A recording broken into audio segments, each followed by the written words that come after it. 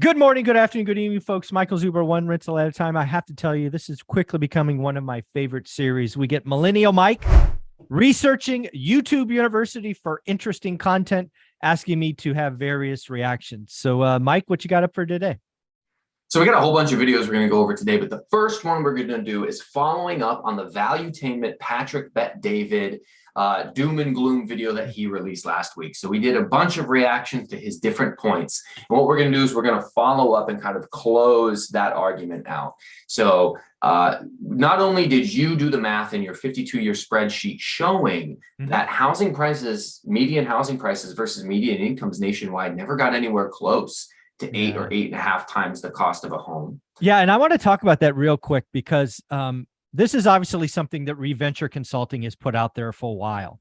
I have always naturally kind of said, ooh, doesn't feel right. Price, income, it's kind of 2 out of 3 metrics. I obviously believe wages are another one. So it's usually, or he was talking about, yeah, they were doing price and income, right? Which is producing this supposed 8, now 8.5. And I'm like, well, there's also interest rates, right? And really my argument was, if it was just price and income, then 2021 would have been a horrible year to buy. And my data has always said 2021 was a great year to buy. So it always felt bad. But then Valuetainment comes in and goes over the top. And I actually couldn't sleep that night. I'm like, you know what, stupid? You have the data for 52 years. Go look it up. Maybe I actually thought I was missing something. I expected to go into my spreadsheet, which has median home price since 1970 every year. It has median household income. And I expected to see an 8 or worst case, like 7.6. So you like round to 8. Right. And I did not get what I expected. So I was like, we once again have part of the story, not the full story. I'm like, man, these guys are, they never surprise me with their consistency to not tell the full story. Yeah, and for those people in the comments who say things like, well, maybe Patrick Bet-David was specifically talking about one market or some. Okay, well, if he was, then why is he presenting information to make it seem like it's occurring on a national level to create panic and fear and concern in everyone? But he's cherry picking the single worst market that he can find to provide you with the worst stats possible. Yeah, what I would tell anybody to do, and maybe you have the clip here, maybe you don't, but I would ask you to close your eyes and listen to the words. This is what I've done. And he is clearly trying to create a reaction by saying 8 or 8.5 nationally. Now, there may be a picture on the screen that's not a national picture. It's some city, but listen to the words. He is trying to scare you. This is doom porn that is meant to only help Patrick, David, whatever, PD, whatever his name is, Valuetainment. This kind of stuff pisses me off. You're scaring an audience who already missed the great buying time of 2021 because of doom porn. And now we have a guy with millions and millions of followers who I respect and admire and plugged on my channel because he did a great, hey, the world's changing, get ready for a recession. I plugged him. I have faith in him. But this particular topic is only meant to help Valuetainment. It's not meant to help you. It was very discouraging. So what I'm going to do is I'm going to go ahead and share the screen, and we're going to watch a little clip of Mike, a little clip of Patrick Bet-David, a little bit more of Mike, a little more of Patrick Bet-David. We're going to watch it together. It's going to be all in total like 1.5 minutes. So Let's go ahead and take a look at that.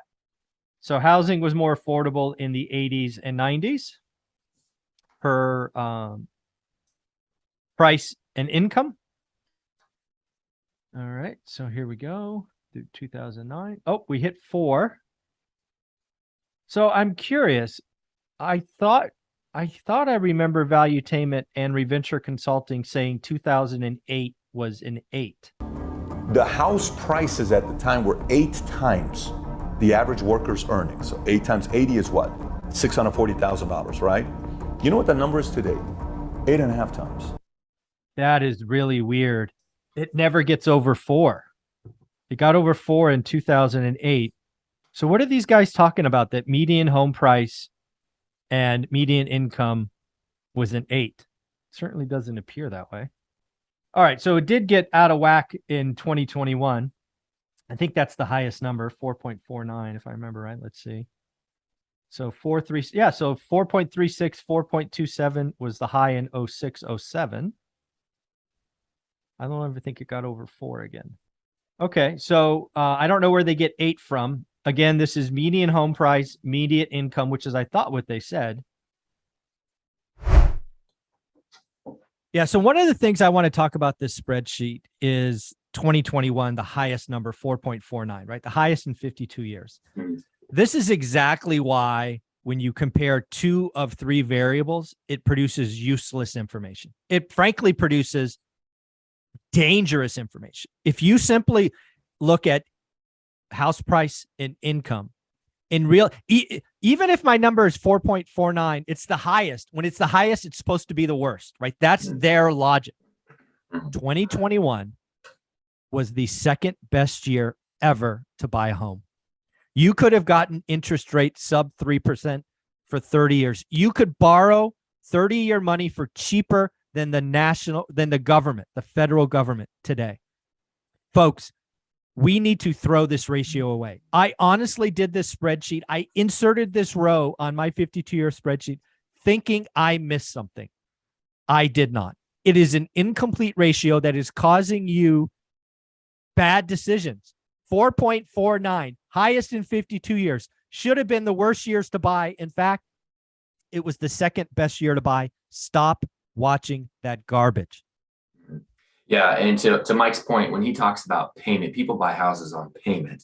And so, yes, housing prices went up. And Patrick Bet-David makes the point in his own video that a $500,000 house with a 3% interest rate is a $2,100 payment. A $500,000 house with a 6% interest rate is a $2,900 payment. And a $500,000 house at a 9% interest rate is a $4,000 payment. But the price of the house didn't change. What affected the payment or your and my ability to afford a house is the interest rate. So if housing prices are getting out of whack and going higher relative to the median income, it was only happening because interest rates were going down so much that your payment was still affordable. As Mike said, people were getting interest rates with 2%. I refinanced a house from a 4.5% down to a 3.1%. My payment significantly dropped, even though the value of the house went up and its appraisal went up and everything. Yeah. Again, I honestly went into this thinking I missed something. Again, I have full respect for Valuetainment and Patrick Bet-David. I still do, frankly. I just think he's he's just on a kick to build his pipeline. I totally get it. But we need to throw this ratio away. It says over 52 years that 2021 was the worst year, and it wasn't. It's now a ratio that should not be looked at anymore. We've proven it not valuable, in my opinion. So we're going to look back at Patrick Bet-David. He followed up a week later with a podcast, hour-long version of his original 20-minute video. He came back, doubled down, except something's interesting. He changed his numbers on what he just gave us. So let's go ahead and listen to his next set of numbers. Historically, the value home prices in America have been around 3 to 5 times what the average income earnings are per year. When market crashed in 2008, it was at an all-time high of 7 times. So whatever you were making, home value prices were 7 times your annual income. You know what it is today? 8 times. This is an all-time high. Go back and look at any of the data. Nothing comes close to even 8. We've only hit 7 in 2008. What happened afterwards? Market collapse all the way down to 5 times. Okay, so on this one, first of all, it does not sound to me like he's referencing one specific market. It looks like he's trying to talk in general about the nation. Second of all, he changes his numbers completely. Go ahead, Mike. Yeah, so again, this is, we have 52 years of history. He's clearly, again, what I've asked you to do in the first video is close your eyes and listen. This one, you don't even have to close your eyes. He's not talking about any specific market. He's throwing up national numbers. Well, I've given you my 52-year spreadsheet. I've also sourced the data. There's a spreadsheet that says data sources. You want to argue the data? Go nuts. It's not my data. It's just, it doesn't matter. There's a ratio, and it's called affordability. I talk about it in my first book. It is why I survived the last crash, because in my market, affordability tanked. I sold my houses at the peak. So I'm not some guy sitting here saying, what that chart looks like is not valuable. Not at all. I'm saying, you know what? I saw it and I did something about it. What I'm telling you is the market's different today. This simplistic price divided by income is not the full story. You have to look at interest rates. Interest rates are the big, boogeyman in all of this.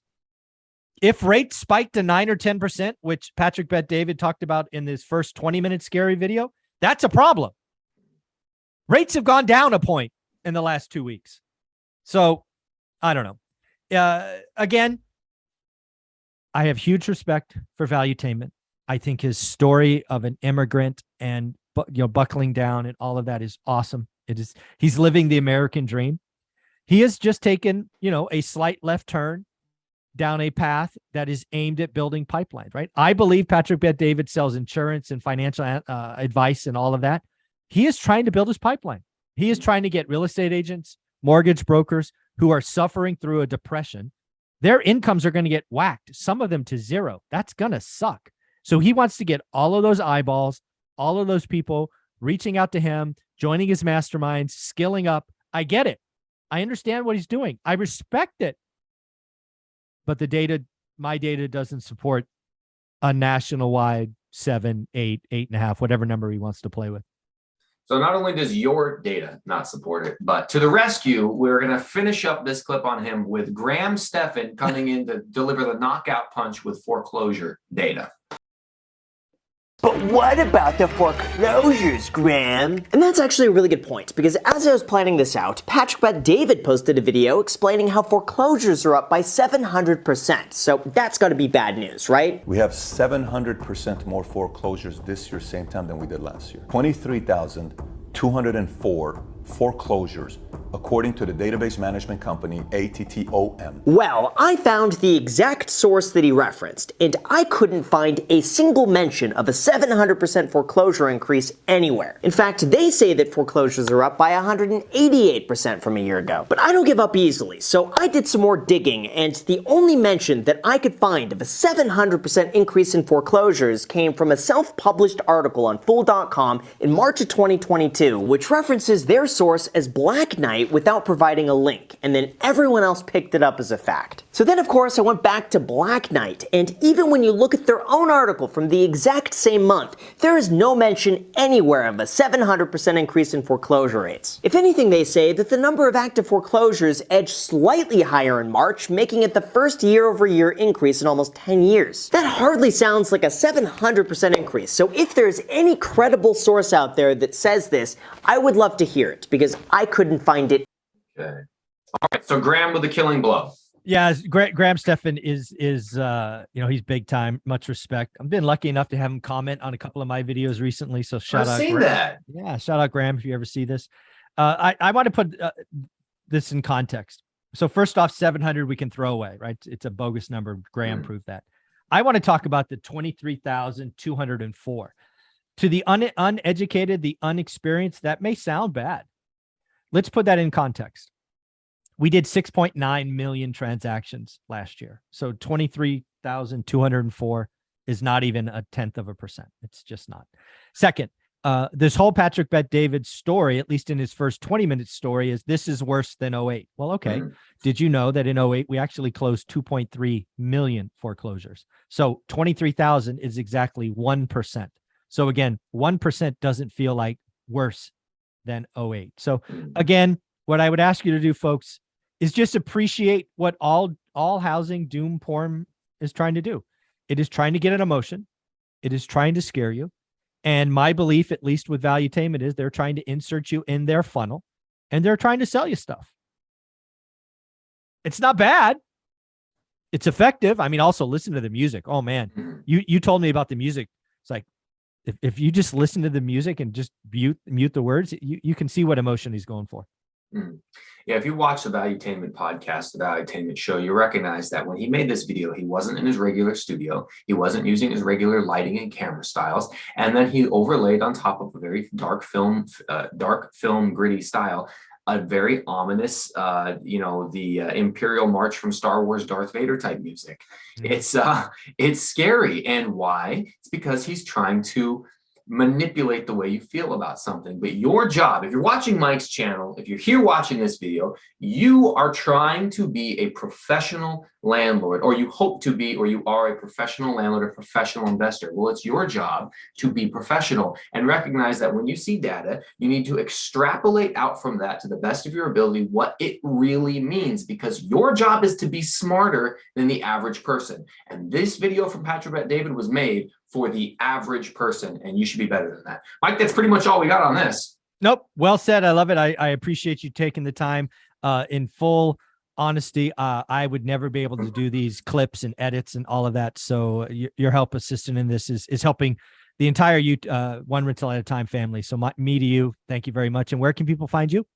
If you just look up on YouTube, Google, Instagram, Millennial Mike, and if you do have a video you want us to react to, because we're doing Dave Ramsey next, you can either message me or in the comment section, but leave a link to the video so I have a better, easier time finding it, because I will put it together so Mike can give his thoughts on it for you guys.